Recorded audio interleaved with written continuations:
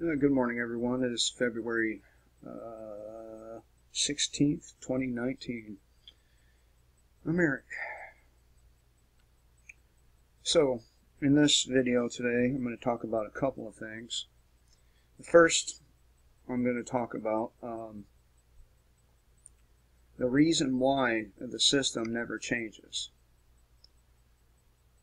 And it's important to understand this. And then we're going to get into, not necessarily read, but get into the topic of this article right here. And I think we're going to transition nicely into that. And so let's get started. All right.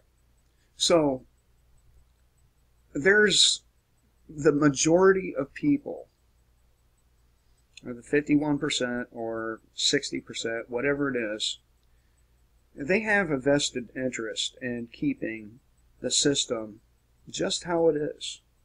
I mean, after all, a lot of these people do have nice careers, nice paychecks, and they have no idea that all of that can be taken away from them at the drop of a dime.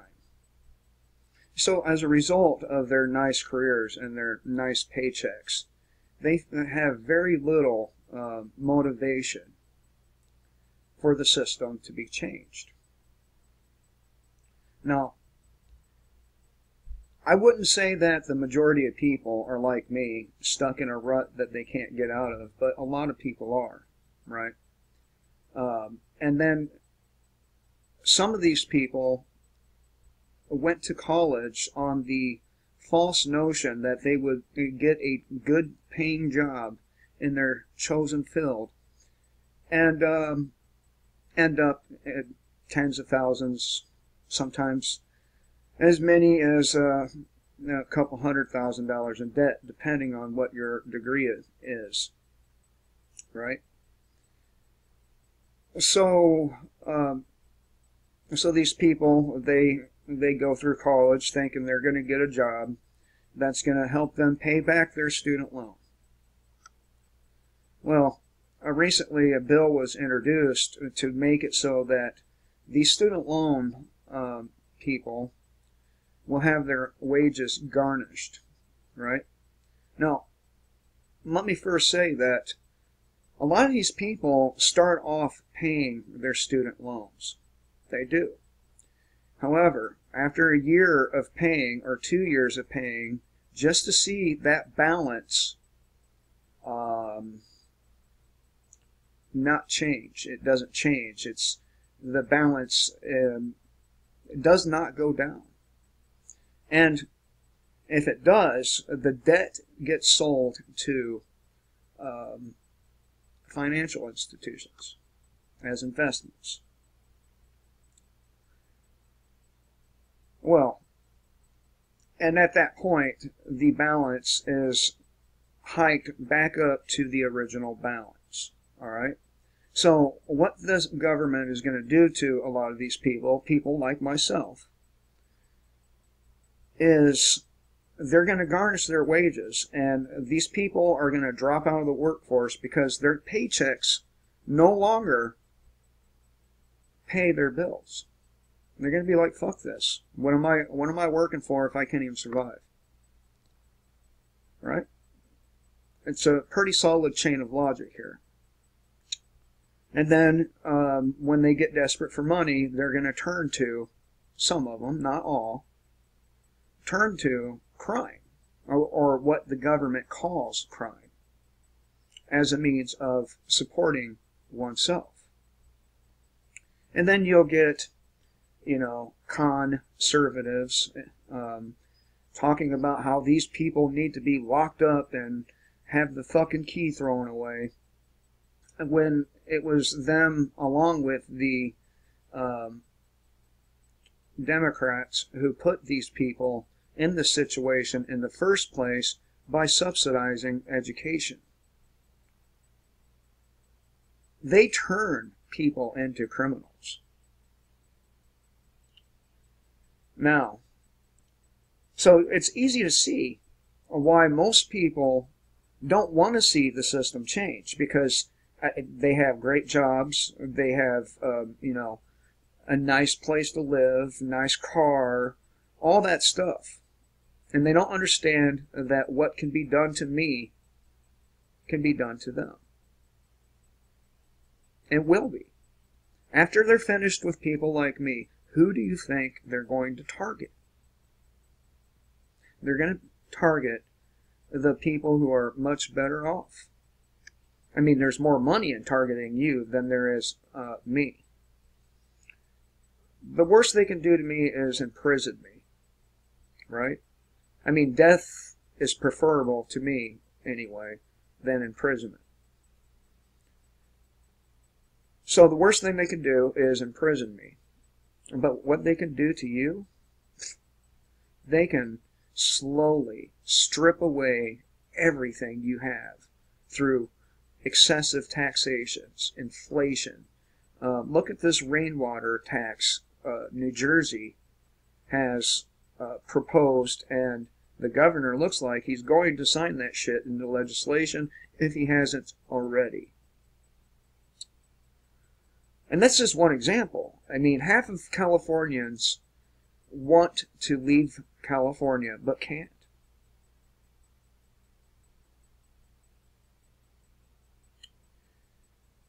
And at some point, when these people drop out of the workforce, guess who's going to show up at the door for collections? Your local law enforcement, your sheriff's department. You don't believe me? People have already been locked up for this shit. Already. It's called a debtor prison. It's supposed to be unconstitutional, but, who follows that, right? So, and then you get, now I'm going to get into this. Asymmetrical warfare, 4GW, how militia groups are America's domestic Viet Cong. I'm here to tell you that the militia groups are no such thing. They are like many of those people out there who have a vested interest in keeping the system as it is. Now, I spent considerable time with the folks there in the Michigan militia. And only a couple of the guys understood what I was getting at when I tried to convince these people for years that their stance on law enforcement was a stupid one, and ultimately it would be law enforcement that enacted or enforced gun confiscation. And of course, some of them officers, a lot of them, will end up getting killed. And that's when they bring things to a whole new level. I tried explaining this to them. And their sycophantic following of law enforcement will be their downfall. They don't understand that law enforcement apparatus that ensnares so many people can also ensnare them when their activities become criminalized. You follow me? They have a vested interest in keeping things the way they are, just like I explained earlier.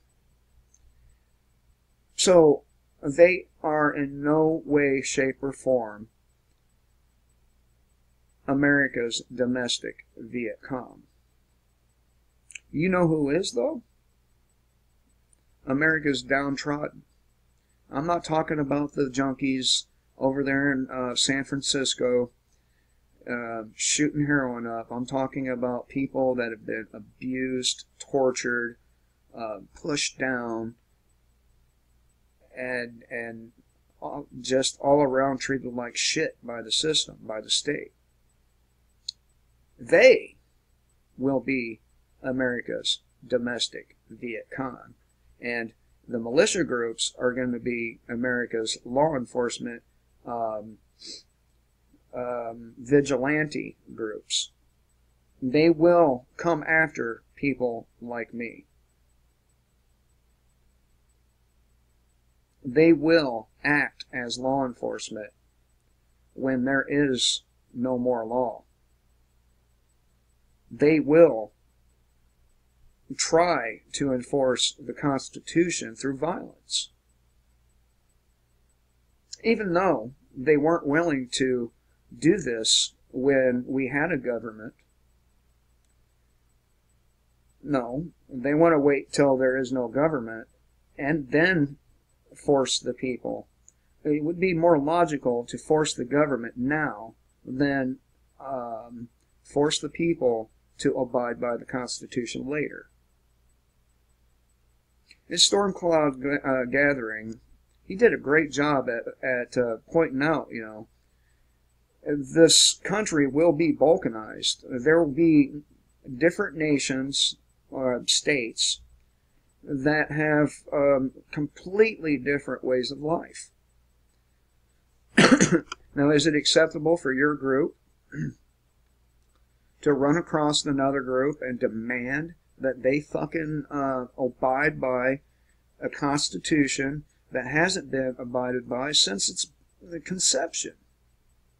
I don't think it is. I think it's a really stupid thing to do.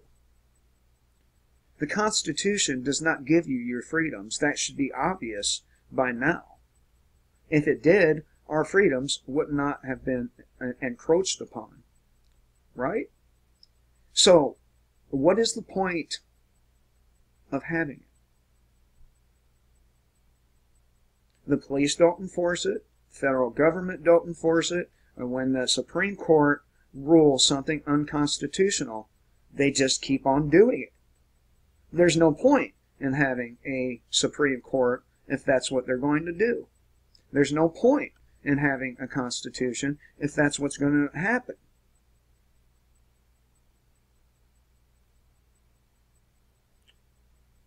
So, and don't be fooled by these stupid militia groups running their mouths, because that's all they're doing is talking. They have a vested interest in keeping the system up and running as long as possible, while others do not. What about us who do not? What are we supposed to do? Give me some feedback, people. Let me know what you think. Is my train of logic solid in your mind? I would like to know. And if you want to help me out on my channel, please do give me a thumbs up. Maybe a share. I've gotten a steady rise in subscribers here in the last 3 weeks. I'm a little over 700 now. So I'm not going to make any videos that are too controversial, simply because the last time I did that, I ended up having to start all over, and that sucks. And a lot of times I feel like I'm talking to myself, even though there's a view count, a small one. It appears that less than 10% of your subscribers actually bother to view your videos. So,